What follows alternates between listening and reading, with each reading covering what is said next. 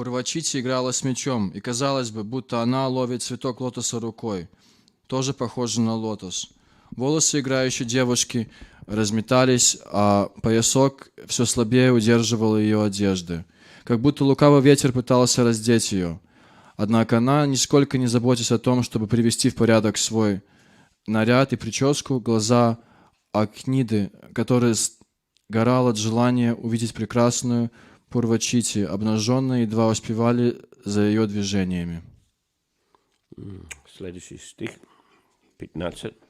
Рупам таподанатам тапур хасимая сахамитрамайям кингва прасидати савай бавабавануме. О лучший из аскетов, откуда у тебя эта несравненная красота, которая мешает подвижникам хранить свои обеты? От кого ты научилась этому искусству, милый друг мой, и какой аскезой заслужила свою красоту?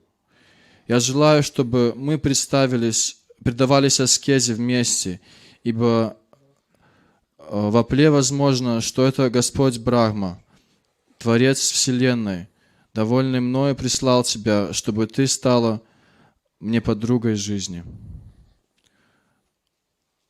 Агнидра по достоинству оценил удивительную красоту Пурвачити и решил, что она заслужила эту красоту тем, что совершала в прошлых жизнях аскетичные подвиги. Он даже спросил Пурвачити, не для того ли ей понадобилась такая красота, чтобы заставлять подвижников нарушать свои обеты. Наверное, подумал он, Господь Брахма, Творец вселенной, остался мною доволен и прислал эту девушку, чтобы та стала моей женой. Агнидра предложил Пурвачити стать его спутницей жизни, чтобы они могли вместе совершать аскетичные подвиги. Иначе говоря, семейные люди тоже могут предаваться аскезе, и хорошая жена всегда будет помогать мужу исполнять его обеты. Однако для этого оба они должны находиться на достаточно высоком духовном уровне. Если муж и жена не обладают духовным знанием, их совместные попытки совершать аскезу не венчаются успехом. Господь Брахма, Творец вселенной, хочет, чтобы в мире рождались благочестивые живые существа, и пока мужчина не заслужит его благосклонность, то не сможет получить хорошую жену. Поэтому ведический свадебный обряд включает в себя поклонение Господу Брахме. Даже в наши дни в Индии Брахму изображают на пригласительных свадебных открытках. Interesting. Окей. Оба перевода. Прочитайте. Ум мой и так уже охвачен волнением, а теперь еще и глаза потеряли покой. Они мечутся, пытаясь уследить за мячом, который ты подбрасываешь своей, подобной лотосу, ладонью. Твои черные локоны разметались, но ты не обращаешь на них внимания. Не собираешься ли ты привести их в порядок? Лукавый ветер точно сластолюбивый мужчина пытается сбросить с тебя одежды. Неужели и этого ты не замечаешь? О лучший из аскетов, откуда у тебя эта несравненная красота, которая мешает подвижникам хранить свои обеты?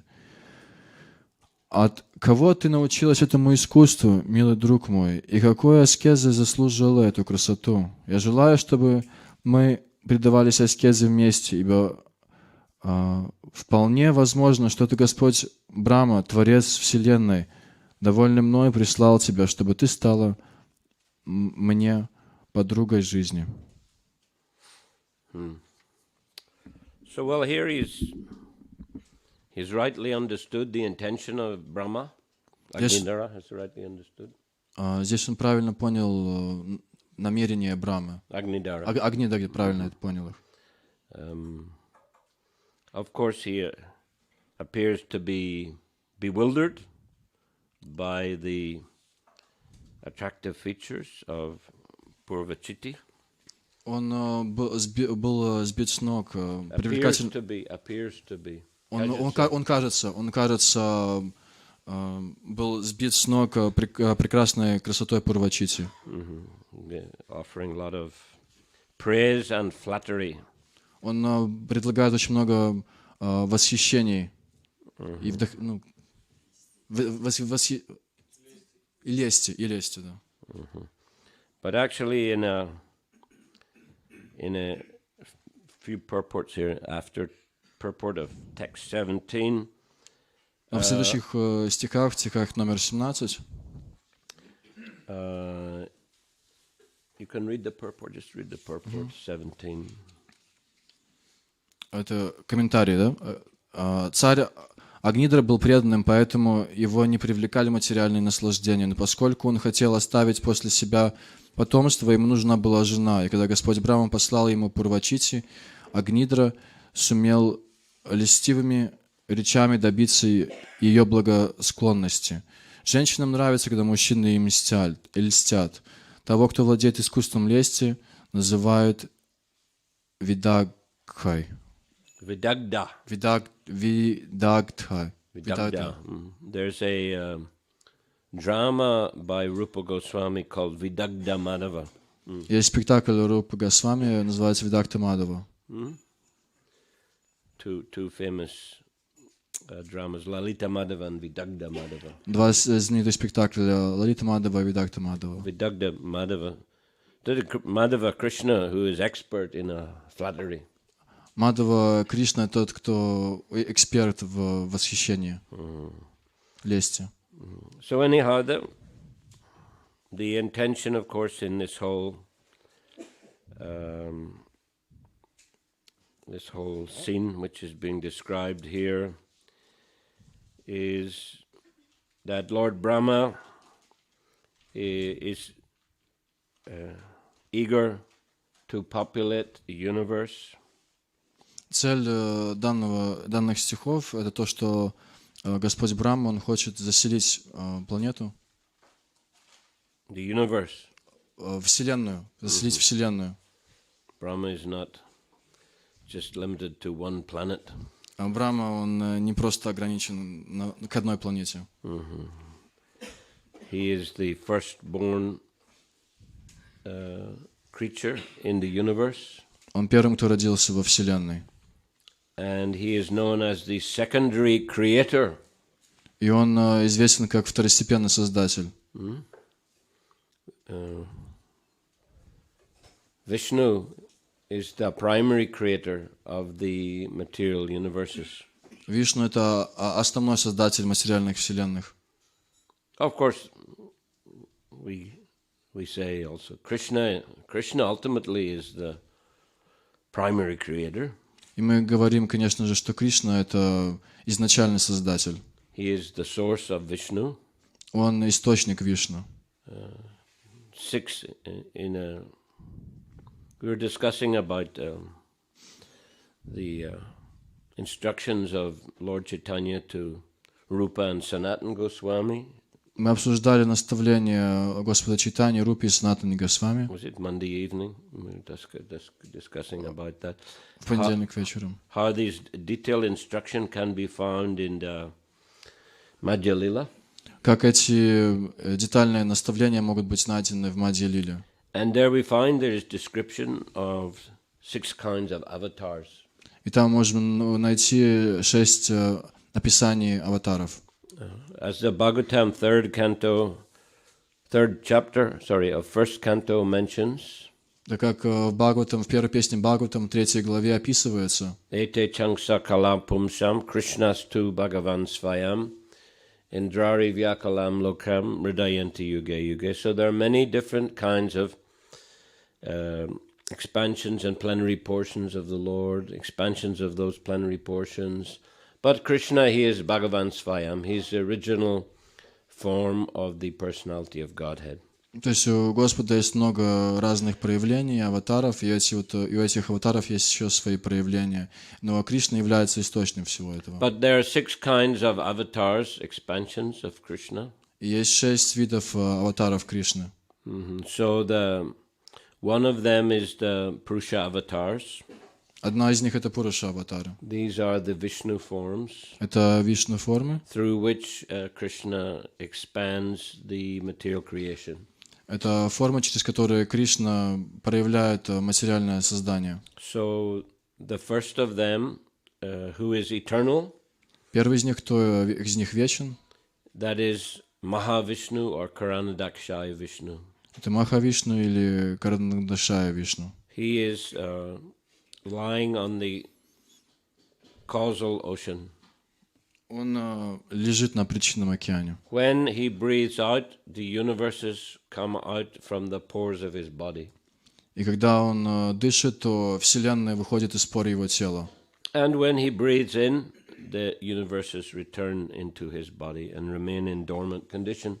И когда он вдыхает, вселенная входит назад в его поры и там находится.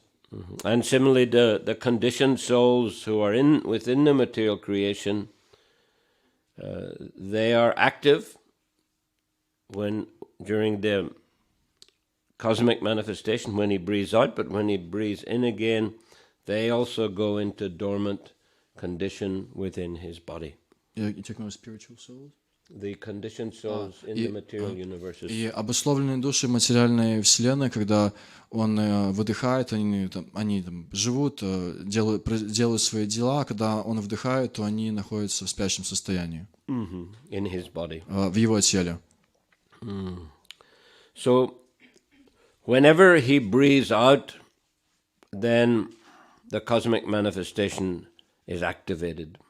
И когда он выдыхает, тогда космическое деяние, они происходят.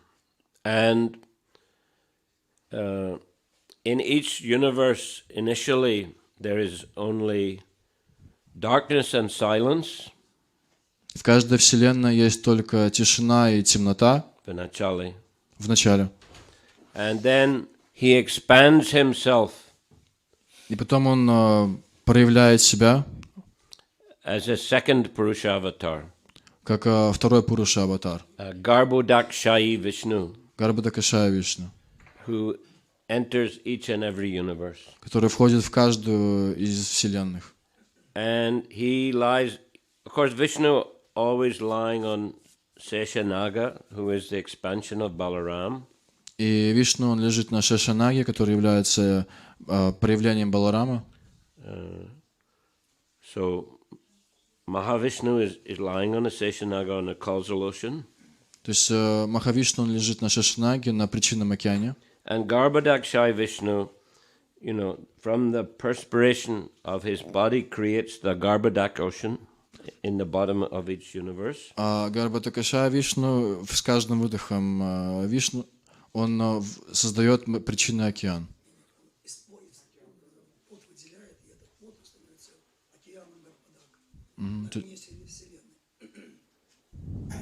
То есть он, еще раз подскажите, он выделяет пот, и этот пот становится Гарбхадакой океаном. So then the Lord lies on that ocean on the Seshanaga bed. И вот Господь, он лежит на этом океане, на этой вот Шешанага кровати. And then from his navel comes a lotus flower. И из его пуповины выходит лотосный цветок. And Brahma, the first created being in the universe, is manifest. И Господь Брахма там является. Он выходит в этом лотосе. The first created being. Первое созданное существо in the universe. Во Вселенной. So he is known as Swayambhu, self-born. Всего называют Сваямбу, саморожденный. Not born through the agency of a wife or Lakshmi, in this case Lakshmi. Он не был рожден из соития мужчины и женщины. As it were, Lakshmi, it would be consort of Vishnu. То есть это как будто Лакшми. She didn't seem to be around just at that time. То есть Лакшми не было в это времени. Of course, she's eternal consort of Vishnu in the spiritual world. Конечно же, она вечная спутница Вишну в духовном мире. But she's not present just at that time of creation of Brahma. Но ее не было в тот промежуток времени, когда появился Господь Брахма. So Brahma, he is, as we say, the secondary creator. И Брахма, он второстепенный создатель. So he creates all the different planetary systems. И он создает все планетарные системы. And creates all the different species. И создает все виды живых существ. And then Mahavishnu glances over И потом на это смотрит Махавишну. And impregnates the living entities into the bodies, all the different forms. И он вводит семя во всех живых существ. So in this way the universe is activated. И таким образом Вселенная, она активная. But the Brahma, of course, his duty is to increase the population of the universe. И основная задача Господа Брахмы — это увеличить количество населения. And therefore he begins to produce progeny. И он производит потомство. Through his, creates some sons. Через своих сыновей. So the firstborn are the 4 Kumaras. И первые, те, кто родились, это 4 кумара. And he wanted them to marry and produce offspring. Он хотел, чтобы они женились и произвели потомство. But they refused. Но они не захотели. And he became angry. И он очень разозлился. And Rudra or Shiva appeared from his forehead. И Рудра или Шива появился из его лба. Anyhow, but gradually he had other sons. И в конечном итоге у него были другие сыновья. Daksha, for example, and other progenitors. Например, Дакша и другие потомки. And there also some of them are sages. И многие из них, они были святыми. Like Narada. Например, Нарада. Or Brigupati. Brigumuni. Бригамуни. But others became grihastas and produced a lot of offspring. Другие тоже стали грехастхами и произвели огромное потомство. And in this way the universe gradually was populated. И таким образом была заполнена Вселенная. So as we see here, Brahma, he is worshipped in the marriage ceremonies. И как мы видим в этих стихах, то, что Господу Брахме поклоняются во время брачных церемоний. In the purport, Prabhupada is mentioned. Прабхупада говорит об этом в комментарии. And even today, in the wedding invitations in India, there's a picture of Brahma. И до сих пор на свадебных приглашениях в Индии есть фотография Господа Брахмы. Although he generally not worshipped anywhere in India except, what is that place in Rajasthan? Pushkar. И ему особо в Индии нигде не поклоняются, кроме вот одного места, это в Пушкаре. There was some, I think, curse, was it, put on him by Saraswati, his wife? Там было какое-то проклятие, которое Сарасвати его прокляла. He was performing some, he was participating in some yagya. Он участвовал в яге. His wife was supposed to be participating with him.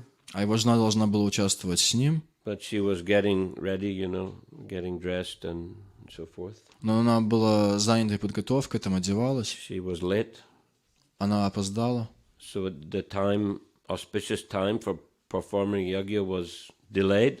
То есть благоприятное время для проведения яги, оно уже прошло. No, not уже прошло. It was getting late. То есть getting late. Getting late.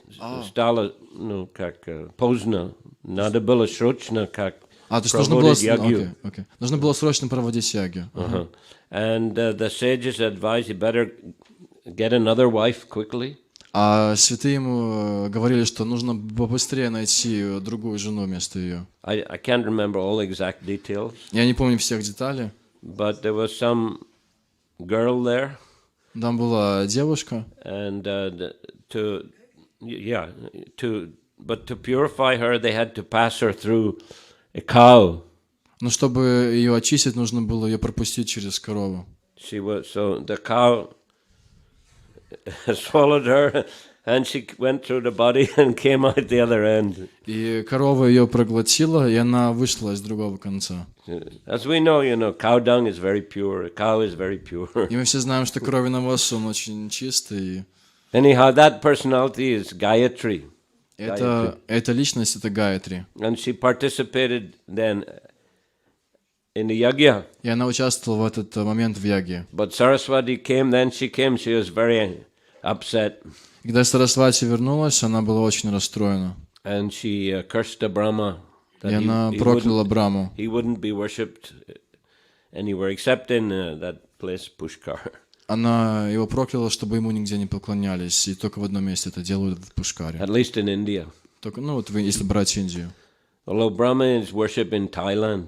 Но Брахме поклоняются в Таиланде. Thailand, everywhere you see Brahma deities. В Таиланде можно везде увидеть божества Господа Брамы. They consider that because he has 4 heads, he can see every direction.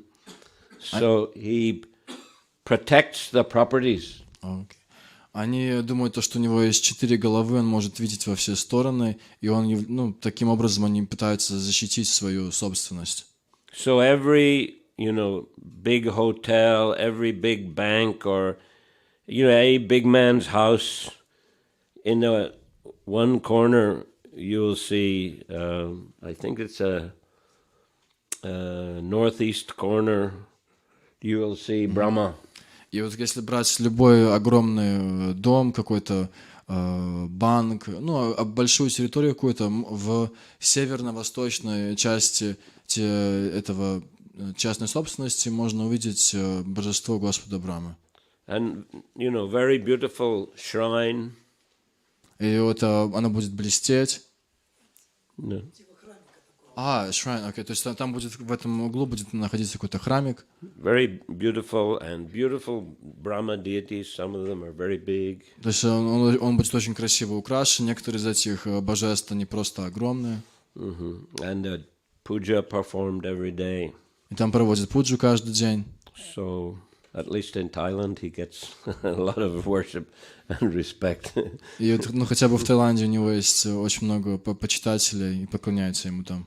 Anyway, he, of course, a very important personality also from the spiritual perspective. И также он очень важная личность с духовной стороны. Our particular sampradaya is the Brahma sampradaya. Наше, например, сампрадая — это Брахма сампрадая. Brahma, Madhva, that's Madhavacharya, and Gaudiya Sampradaya, it's a Bengali Sampradaya, Gauradesh, Gaudiya, Gaura. Брахма, Мадхава, Гаудия сампрадая, то есть Брахма, потом Мадхава — это Мадхавачарья, и Гаудия, то есть это вот бенгальская сампрадая. So, Brahma, well, he's the head of our Sampradaya, so we always respect and worship Brahma. Брахма, он находится в начале нашей сампрадаи, поэтому мы всегда ему поклоняемся. We respect also. Мы его почитаем. So here he's playing very important role in these particular pastimes. И здесь, в этих играх, он играет очень важную роль. As we mentioned the other day, in the previous chapter, is described how Brahma appeared before Svayambhuva Manu, Narada and Priyavrata. И как мы обсуждали до этого в прошлой главе, там Priyavrata, who's son of Manu, to go to the forest, not to marry. И Нарада убедил Прияврату, чтобы тот не женился, а шел в лес. But Manu was growing old. He wanted his son to take over the management of the universe. Но Ману, он уже старел, и он хотел, чтобы его сын, он занялся управлением вселенной. So he called Brahma. И он позвал Браму. To help him. Чтобы тот помог ему. And Brahma gave full support to Manu. И Брахма дал полную поддержку Ману. And overruled Narada. И и ветот, как это? Нет. И отменил то, что... And he gave an order to Priyavrata should marry. И он говорил, что Прияврата должен жениться. And become the emperor. И чтобы тот стал царем вселенной. So here again we see that Agnidhara is the son of Priyavrata. И мы видим, что Агнидхара, он сын Приявраты. Again, Brahma is getting involved. И опять здесь внедряется Брахма. Agnidhara, he was performing austerities, you know. Агнидхара, он приносил какие-то дела, совершал аскезы. But Brahma wanted to make sure that he gets married and he continues, you know, as the emperor. Брахма, он хотел убедиться в том, чтобы он женился и оставался императором. So here he selected very beautiful Apsara. И здесь он выбрал для него очень красивую Апсару. Purvachiti. Пурвачити. And he sent her to the ashram of Agnidhara. И он отправил ее в ашрам Агнидхары. In order to attract his attention. Для того, чтобы та привлекла его внимание. And Agnidhara himself, you know, he understood that, you know, he should marry, he should have progeny. И Агнидхар, он сам понимал, что ему нужно жениться, чтобы у него было потомство. So here, you know, this is kind of mutual attraction here we see between Agnidhara and this beautiful Apsara. И мы видим здесь то есть они были оба привлечены, и Агнидхар, и это прекрасная Апсара друг другом. You know, he appears, he's speaking as if he's completely enchanted by this beautiful Apsara. И он здесь так говорит, он был, вот здесь видно в этих стихах, что он был очень сильно привлечен ей. He's speaking as if. Он говорит как будто. And Prabhupada, as we mentioned, is saying that actually he's also flattering her very expertly. То есть он говорит, как будто бы он был привлечен ей, и Прабхупада, он в комментариях говорит, что он ей очень хорошо льстит. So anyway, this is the way of attraction between male and female. И это вот так вот происходит привлечение между мужчиной и женщиной. But in society it has to be regulated. А в обществе это должно быть урегулировано. Therefore, the institution of marriage. Поэтому есть институт брака. And certain rules and regulations. И определенные правила и предписания. So that there will be good progeny.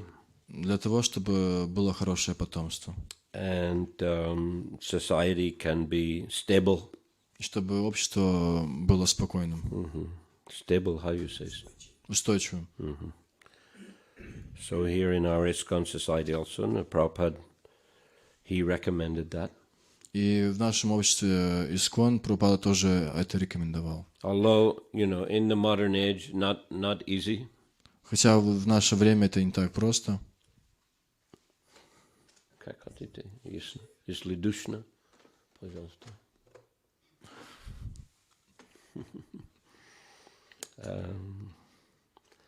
Although, you know, the modern people struggle with maintaining vows and remaining fixed in particular ashrams. И современные люди, им это очень тяжело следовать своим обетам и находиться в определенном ашраме. Prabhupada, he gave quite a number of young persons sannyas. И Прабхупада, он дал очень многим молодым людям саньясу. But many could not maintain. И многие из них не могли следовать этому ашраму. Also he recommended marriage. Также он рекомендовал и брак. But many devotees also couldn't, you know, maintain their vows. И даже в этом случае многие преданные не могли следовать своим обетам. So in both directions there was problems. То есть и в тех направлениях были проблемы. So Prabhupada, eventually he didn't want really to get involved in any of it. В конечном итоге Прабхупада не хотел в это вообще ни во что вникать. Either recommending people to marry or to take sannyas. Он не хотел рекомендовать людям или становиться саньяси, или жениться. But still it is necessary, for the functioning of society. Но в любом случае это очень важно для того, чтобы общество существовало, функционировало. So still we have to continue the tradition. И нам нужно продолжать эту традицию. But, standards, at least for sannyas, have become very strict now. И стандарты даже вот сейчас для саньясы, они стали очень возвышенными. Prabhupada, he gave, say for example, Guru Kripa, he was speaking in Vrindavan at the 40th anniversary, and he was describing how Prabhupada suddenly one day started to call him Maharaj, and the next day told him to take sannyas. И Гуру Крипа, он вспоминает то, что на каком-то празднике во Вриндаване Шрила Прабхупада, он называл его Махараджем, а потом на следующий день он сказал, что тот принял саньясу. Young person. То есть это был молодой человек. And there's another example in Kartik in 1972. Prabhupada was giving lectures on nectar of devotion. И на Картику в 1972 году Прабхупада давал лекцию о нектаре преданности. Two young brahmacharis came there. They were brothers, I think, and they wanted to go to Vietnam to preach. И два молодых брамачари, они пришли к Прабхупаде, они были братьями, как я помню, и они говорили Прабхупаде, что мы хотим проповедовать во Вьетнаме. Они не сказали Прабхупаде, они просто хотели и слуга или секретарь Прабхупады передал эту информацию Шриле Прабхупаде. И Прабхупада ответил, они должны сразу принять саньяс. И то есть эта информация... Ну, я уже сказал.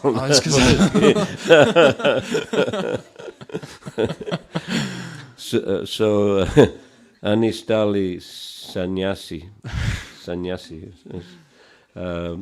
Парамаханса Свами и Парваджакачарья Свами. Я помню, потом они приехали в Лондон. Однажды я вошел в алтарную, и вдруг там были два молодых саньяси, сияющих саньяси. Парваджакачарья Свами, Парамаханса Свами. Парамаханса Свами стал секретарем Шрилы Прабхупады, какое-то время путешествовал с Прабхупадой. И Парваджакачарья, он проповедовал в Иране. Я, может быть, рассказал, он даже хотел открыть центр в Оксфорде, и он жил у моих родителей несколько месяцев, на самом деле. Но потом поехал в Иран и проповедовал там, начинал движение, начинал деятельность искона в Иране. Сейчас? Я не знаю, где они сейчас. Тем не менее. Они Прабхупада давал саньяс, чтобы как вдохновлять их проповедовать. Но для многих стало трудно попозже. Но тем не менее, они что-то как реально что-то, действительно что-то сделали для расширения сознания Кришны. Similarly, много как грехаста, они как не смогли поддерживать обеды, свои обеды. So, это как... This is a modern age. Это то, что происходит в современном мире. Not only ISKCON, but... Не просто только в Исконе, во всем мире так. But still we have to try to maintain the standards as much as possible. Но мы должны прилагать все усилия для того, чтобы поддерживать эти стандарты. Hopefully, maybe after a few generations, devotees will be able to maintain their vows better. Надежда на то, что через несколько поколений преданные смогут гораздо лучше следовать своим обетам. And the standards for sannyasa, of course, have become very strict. И сейчас стандарты для саньяса, они стали очень высокими. You know, you have to be put on a waiting list. Нужно... This list is ajadaniya. Wait, I heard wedding list. No, waiting. То есть там Махарадж сказал waiting list, это список ожиданий. То есть, чтобы получить саньясу, нужно встать в список ожиданий. А мне послышалось, что брачное, wedding это брачный список. You have to be at least 40 years old, I think. Нужно быть хотя бы, чтобы тебе было 40 лет. And then 5-year waiting list. И потом 5 лет нужно ожидать. And every year the whole Джи-Би-Си body is hearing a report about these personalities. И каждый год весь совет Джи-Би-Си, он слушает отчет об этих личностях. So gradually they move to 4-year list, 3-year list. И таким образом они продвигаются, там, 4-годний список ожидания, 3-летний список But ожидания. sometimes they may be stuck in a 3-year list or 2-year list for a few years. И иногда бывает такое, что они могут остаться там в списке ожидания 2-летним несколько лет, больше, чем 2 года. You see. So it's become very conservative. То есть этот институт саньяса стал очень консервативным. But still, so there's sometimes problems. Но и в любом случае, все равно случаются проблемы даже. Even after sannyas. Даже после саньяса. So it's a risky path, we can say. Это очень рискованный путь. Requires a great dedication and determination. То есть он от себя требует очень сильной, очень четкого следования, решимости и посвященности. Спасибо. But grihastha life also requires. Также и грихастха-ашрам этого требует. And there you got two people, so they may change their viewpoint in course of time. Там есть 2 человека, и у них могут поменяться представления о мире за промежуток времени какой-то. Sometime things may go nicely, but later one or other personality may change, become dissatisfied. То есть какой-то промежуток времени может быть все хорошо, а потом это может все резко перевернуться, и один из человеков станет неудовлетворенным в отношениях. So this material world is a disturbed place. Этот материальный мир, он очень взволнованный. But anyway, still we have to try our best to follow the standards and maintain the standards. И мы должны прилагать все свои усилия для того, чтобы следовать стандартам. But the most important thing is chanting Hare Krishna. Но самое главное — это повторять Харе Кришна. Whatever happens, go on chanting Hare Krishna. Неважно, что происходит, просто продолжайте повторять Харе Кришна. And keep the association of devotees. И продолжайте общаться с преданными. You see, this will keep us connected to Krishna. И это будет нас связывать с Кришной. And give us opportunity for engaging in practical devotional service. И даст нам возможность быть занятым в практическом преданном служении. Okay. Hare Krishna. Харе Кришна. Thank you very much. Спасибо огромное. Any question? Вопросы, может, какие-то? Хотел спросить про открытие храмов. Так много времена Прабхупады открывалось храмов, и сейчас это сложно представить, то есть открыть храм или открыть общину. Расскажите, как это происходило по-настоящему? Как это? Человек приезжал в новое место, и там община и храм. Should I translate? How does it happen? Нет, да. Ну, просто надо просто надо искренне повторять указания Шрилы Прабхупады, указания Бхагаватам. Искренне делать. Ну, кто-то может, кто-то способный, кто-то не способный.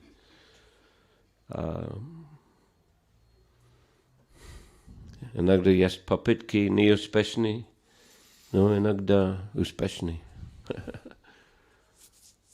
Как Прабхупада приехал на Запад, он просто повторял указания своего духовного учителя и указания Кришны.